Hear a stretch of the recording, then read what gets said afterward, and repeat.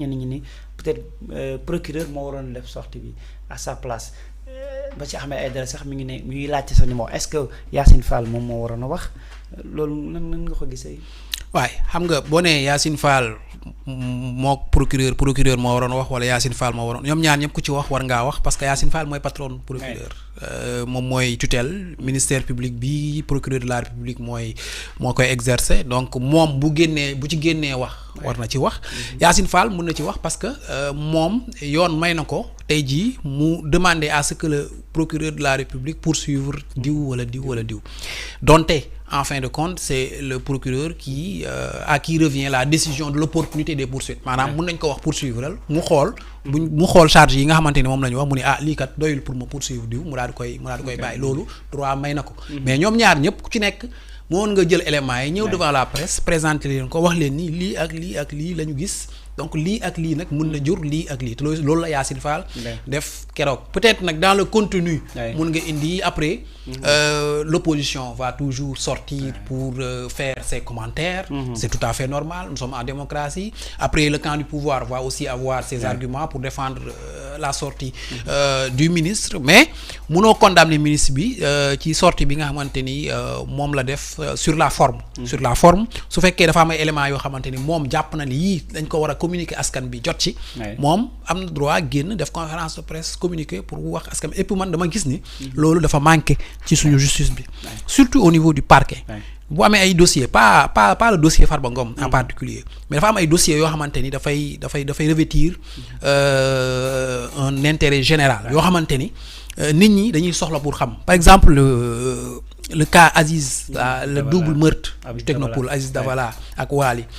loolu soxna woon na à un moment donné ñëpp ñu ngi ci doon wax les réseaux sociaux di emballé wu nit ñi dem TikTok di organiser ay live di joxe ay détails soxla woon na pour man à un moment donné ñu xool procureur xool enquête bi fu mu toll mu génn wax ak askan bi leen enquête bi fii ba toll parce que ñëpp ñoo ci doon intéressé wu parce que c'est des faits graves fekk ñaari nit ci benn appartement rey leen ci anam bu ñaawee noonu askan bi yëpp di ciy wax rajo yi télé yi réseaux sociaux yi foofu leen di ci wax su yëf yi eggee foofu ci opinion bi c'est normal procureur dafa war a génn wax nit ñi enquête bi fan la toll pour que ñu xam ni kat dëkk bi am na kuy doxal yoon mais soo bàyyee rek ku nekk yor sa téléphone taal sa connexion di wax ci loo xamante ni sax maîtriser wu ko parce que defoo enquête parce que tu t'es pas habilité ñi habilité pour def enquête à la limite c'est la gendarmerie ou la police ñoom la ñuy confier enquête yi ñeneen ñi journalistes yi mën naa comprendre ab journaliste mu defee investigation ñoo public mais koo xamante ni yow doo journaliste doo policier doo gendarme nga taal sa téléphone di joxe ay détails ci benn affaire boo xamante ni c'est toujours pendant arrêté nañ ci ay suspects et cetera pour man dugg ci ay vie privée jàmbur accuser ay nit ñoo xamante ni ils sont toujours en liberté pour man loolu c'est un laisser-aller boo xamante ni le parquet doit y mettre un terme comment y mettre un terme c'est communiquer à temps avec l'opinion ba ñu xam sur certains dossiers et ça se fait dans tous les pays su fekkee dafa am benn loo xamante ni dafa attirer dafa polariser attention opinion bi le parquet doit sortir pour parler wax affaire yi fan la toll pour ñi xam opinion bi ne serait-ce que ñu xam parce que nit ñi boo leen bàyyee dans l'ignorance dañuy dem TikTok gis nit ñi dañ fay wax ñu jàpp ni loolu mooy dëgg alors que loolu mën naa sore lool ak li nga xamante ni mooy dëgg bi te loolu li ci gën a li ci mën a aar nit ñi pour man c'est vraiment le procureur de la République qui doit faire ces sorties-là na ko def loo xamante ni c'est périodique à chaque fois qu'il y aura une grande affaire mu xam ni dafa ameel askan bi communication sur chose et c'est ce que j'ai reproché à Ousmane Diagne que j'aime bien dans l'affaire de l'enquête sur les gosses tués entre 2021 et 2024 man dama jàpp ni Ousmane Diagne c'était le meilleur profil comme ministre de la justice jusqu'ici dama jàpp ni moom c'est le meilleur profil comme ministre de la justice fi mu péché mooy il n'a pas souvent communiqué avec les Sénégalais parce que Sénégalais yi dañ jóge ci benn période bu metti ñu dig leen ay enquêtes ci ay faits bi ñu leen diggee ay enquêtes ci ay faits ñu toog dégguñu dara dégguñu convoqué nañ diw déglu nañ diw dégguñu enquête bi mi ngi section de recherche dégguñu enquête mi ngi division des investigations criminelles dégguñu dara un an jàll dégguñu dara lu yëngu alors que li tax ñu changer régime li tax ñu fal ñi c'est en partie pour faire la justice parce que li xew diggante 2021 mënoo ko minimiser dafa grave on a tué des dizaines et des dizaines de Sénégalais te ay Sénégalais ñeneen Sénégalais ñoom ñoo ko def donc loolu fallait ñu régler ko famille yaa ngi toog di xaar opinion bi ñëpp ñu ngi toog di xaar ñi nga xamante ni sax dañoo jël tuuma teg ko seen kaw ñoom ils ont intérêt à ce que justice se fasse pour ñu tasal seen der bu fekkee defuñu dara donc pour man sur ce plan précis de la communication le département de la justice a souvent péché en se montrant très avare en parole et pour man loolu boo nekkee ci dëkk bu mel ni Sénégal ou n'importe quel autre dëkk nga xamante ni dafa am internet am xarala yu bees yi nit ñi mën a taal seen connexion di wax lu leen neex pour man da nga war a couper l'herbe sous le pied de tous ces brigades yi nga xamante ni virtuelles yi nga xamante ni dañu nekk ci internet li nga ko mën a defee mooy à chaque fois bu jixi jaxa amee ci xelu askan bi nga taxaw devant l'opinion leen yëf yi fii la toll ñi la ñuy def yoon lii la wax lii la def fii la affaire yi toll fii lañ ci toll te bu ñu egsee fii dinañ ci wax ak yéen incha allah et pour man loolu même su fekkee du arranger lépp dina tax sénégalais yi au moins ñu xam que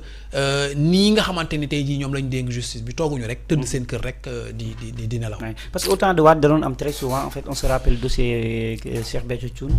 procureur Ndoye bi sax je pense que moom moo nekkoon ci dossier boobu dafa defoon benn point de presse foofu ca mag bu Thiès wax sénégalais yi mbir mi fan la toll et puis lan lañ ci toppee ki nga xamante mooy kilifa googu bon de l'autre côté si administration pénitentiaire bi gisoon am na lu ñu ci war a joyante c'est vrai que am na benn ku ñu jot ni xëy na moom moo permettre Farba Ngom bénéficier wu si ñaari portable yi nga xam ne mooy procureur bi moo daanaka ñi dafa weddi sax ku mel ne Yacine Fall est-ce que weddi nga koy jàppale wala sanction bi rek fa la war a yem mu jeex bon weddi jàpp ma ni procureur bi dafa weddi démb bi information yi njëkk yi amee parce que man je ne suivais pas l'affaire dama jékki-jékki rek gis sur des comptes crédibles que ni le procureur n'a reçu aucune charge sur concernant Farba Ngom soo ko liiree noonu da ngay jàpp ni la tutelle jox na ay indications wala ay recommandations au parquet et que le parquet n'a pas donné suite aux recommandations de la tutelle mais après soo demee ba ci biir mën nga jàpp ni Farba Ngom c'est un député bu fekkee dañ ko jàpp flagrant délit jarul ñuy solliciter lever immunité parlementaire am parce que bu fekkee communiqué bi nga xamante ni ministère de la justice moom la bind c'est clair que ni bi ñuy fouiller lañ ko jàpp ak ay téléphone loolu flagrant délit la donc loolu pour man laajul tey jii ñuy lever son immunité parlementaire mais est-ce que ay sanctions pénales ñoo ci war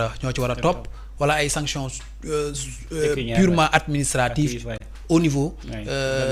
de l'administration pénitentiaire maintenant ci biir communiqué bi daf ci am leneen loo xamante ni dafay attirer attention mooy le ministère a demandé à ce qu'une enquête approfondie soit ouverte. Enquête qui dit enquête approfondie écarte la thèse flagrant délit et ouvre une instruction nag boo koy ubbi day laaj nga jaar assemblée daal di lever l'immunité parlementaire de Farba parce que pour chaque chef d'inculpation liñ levé woon son immunité bee passé bokkul ak liñ koy accuser actuellement mooy dafa nekk ci biir peut-être prison bi di comploter di def ay yëf yoo xamante ne à partir de ces téléphones portables te boo nee enquête approfondie après da ngay indi instruction dañu ubbi instruction te balaa loolu procureur mënu koo déglu ubbil ko instruction tant que jaaruñu procédure Assemblée nationale lever son immunité mu ñëwaat procureur mën koo placer encore sous mandat de dépôt confier dossier bi au juge d'instruction mu ubbi instruction après peut-être 6 mois ñu mën a leeral téléphone portable yi lan moo ci nekkoon bëri na ay polémique nag moo tax li peut-être li indi polémique bi mooy vidéo caractère pornographique yi ci wax ak yooyu noonu te ministre bi leeralul vidéo yi lan la ko doon doyee ak à quel usage la ko doon defee wax na rek ni da ko doon échanger ak benn avocat bu waxee daf ko doon échanger benn avocat cela sous-entend que ni yëf yi mën na dépasser fi nga xamante ni foofu lañ ko teg d'ailleurs loolu moo tax peut-être ministre bi daal ni foog ñu ubbi une enquête approfondie pour xam tey jii lan moo doon mbébétu Farba. ci échange yooyu mu doon def ak personnalité yu bëri yoo xamante ni junj na leen ak vidéo yooyu nga xam ne doon na ko échanger ak son avocat mais en tout état de cause bu fekkee dañu nar a ubbi instruction wala dañ ko nar a place sous mandat de dépôt pour ubbi instruction force dañuy dem assemblée nationale pour lever waat son immunité parlementaire. Bon mais li ci xaw a yéeme bon tudd nañ ci suñuy ñenn patron de presse précision yi nga xam ne Yassine Fall def na ko si ay patron de presse la wax est-ce qu'il fallait le dire quand même jàpp nga ne lu utile la woon xëy na précision yi si yenn kàddu yi. waaw xam nga ministère de la justice aussi peut-être suy wax yenn saa yi après y a une connotation yenn saa yi politique boo xamante ni daf ci xaw a dugg te mënu ci ñàkk parce que tous les ministres gouvernement c'est un gouvernement politique. Tu es là pour défendre un régime politique. Tu es là pour vraiment mener des actions d'un régime politique boo xamante ni tey jii il est appelé à défendre son bilan en 2029. Donc tey jii boo ci cadre défendre régime politique boobu tey jii da nga ci am ay adversaires da nga jàpp ni diw ak diw samay adversaire lañ. Donc su ma leen jekkoo du ma leen may dara ci kanamu askan bi. Donc man noonu laa jàppee li nga xamante ni tey jii noonu la def parce que gis nañ quand même que ni régime bi nga xamante ni moom moo toog nii ak une certaine partie de la presse am nañ ay relations yu heurtées une bonne partie de la presse am nañ ay relations quand même yoo xamante ni c'est des relations heurtées yoo xamante ni depuis un bon moment quand même dialogue bi ça n'a pas abouti à quelque chose de probant buy tax ñu wax ni diggante bi ratax na. Donc diggante bi rataxul te gis nga ni beaucoup de médias seen ligne éditoriale mooy critiquer le pouvoir ils en ont le droit. Maintenant les ministres aussi ont le droit yenn saa yi di sànni ay pic ñoom buñ ko jekkoo am ci ay informations am ay données ñoom tamit ñu sànni ay pic c'est vraiment quelque chose boo xamante ni pour man c'est purement c'est en partie politique. Je ne dirais pas purement politique mais en partie politique. Parce que peut-être que le ministre considère qu'il a des adversaires politiques yoo xamante ni laale nañ ci mbir moomu dafa mu apporter leen aussi une réponse politique à un moment donné même si il faut toujours rester dans le cadre juridique et ne pas trop s'en éloigner. Voilà mais aussi tamit ci dossier bi parce que boo xoolee benn frère am bu ñuy wax Abdou Aziz moom bon je sais pas kenn xamul exactement lan moo war a nekk jubluwaay bi réellement parce que paraît-il que dafa ñëw di wër Farba Ngom ci Rebeuss normal ci fi nga xamante mooy pavillon spécial gisu ko mu commencé di harcelé di gëdd ñi nga xam mooy garde pénitentiaire yi foofu sax amaana xëy na bu nekkoon ñenn ñi ne bu nekkoon au temps de Macky Sall xëy na foofu mën nañ ko brutaliser mën na ci gën a tëdd ak yooyu mais dañ ko war a déglu placé nañ ko en position de garde à vue di ko toppee lenn ci tomots yi bokk na ci outrage en agent mais nan nga gisee mbir moomu comportement boobu d'ailleurs. Oui, je salue d'abord la maîtrise des gardes pénitentiaires qui étaient là-bas ba violenté wuñ ko parce que quand même moom ñëw na fëgg ay bunt il a eu un comportement assez violent peut-être que fi xolam tolloon foofu la jëfee parce que après il a expliqué que ni moom dafa amoon nu mu tuddati permis de visite waroon nañ ko permettre mu dem gis Farba Ngom au pavillon spécial biñ ko teree ci la peut-être daal di péter un câble je pense que le comportement est condamnable saluer la maîtrise des gardes pénitentiaires yoo xamante ni fekk si wuñ ko ci li nga xamante ni tey jii moom la doon def parce que après mënoon na gën a ñaaw nii ginnaaw gi nag biñ ko arrêté je pense que il a présenté ses excuses wax lan moo tax mu réagir noonu je pense que c'est l'adjoint au maire de Agnam et je pense que c'est des comportements qu'il doit éviter à l'avenir même s'il avait pas devant lui son permis yenn saa yi mën nga am permis ñëw ba foofu benn situation taxaw boo xamante ni moom mooy yóbbu les gardes ba ñu ne la tey jii kat mënoo gis diw donte am nga permis c'est pas parce que am nga permis rek tey jii boo ñëwee da nga gis ki nga xamante ni tey jii moom ngay rendre visite mën nga fa fekk benn situation boo xamante ni moom mooy yóbbu garde yi ci ñu wax la ni tey jii mënoo ko gis boobaa nag da ngay waxtaan ak ñoom boo waxtaanee ak ñoom maslaa buñ wax boo demee ba xam ne nag tey jii mënul nekk nga xam ni à l'impossible lu ne nga dem ba beneen yoon peut-être pour gis ko. bon espérons juste que mu bañ ci tëdd parce que am na ñuy waa Pastef ñu bëri en tout cas ñu ngi naan mooy que ça Diop Taïf dafa photo Rebeuss tëdd na ci 11 mois Vito da doon live ba romb Rebeuss tëdd ci 11 mois. oui xam nga loolu démb dañ ko doon condamné. soo seetloo bu baax. tëdd xam nga Diop Taïf loolu waru ci woon tëdd. li mu tëdd noonu dañ koo tooñ waru ci woon tëdd. keneen ak keneen ku tëdd ci mbir yooyu yëpp. waru ko tëdd tey jii boo gisee keneen di def yu xew yu mel noonu tamit amal souplesse. nga xam ni démb da nga condamné.